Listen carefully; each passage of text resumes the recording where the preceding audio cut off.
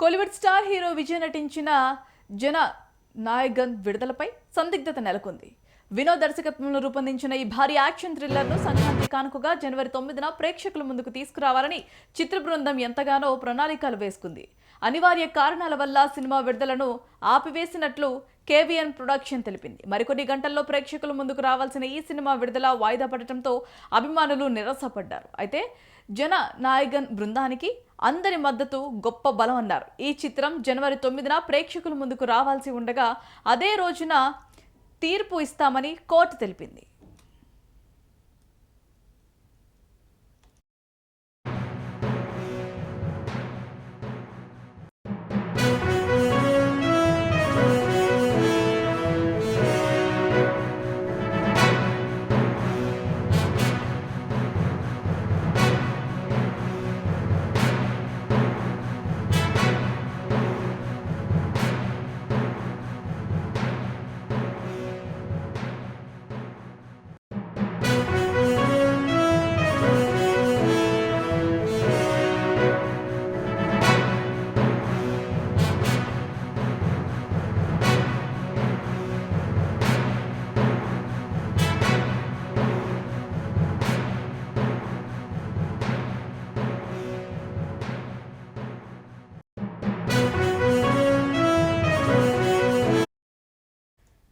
Kollywood star hero Vijay నటించిన జననాయగన్ విడుదలపై సందిగ్ధత నెలకొంది.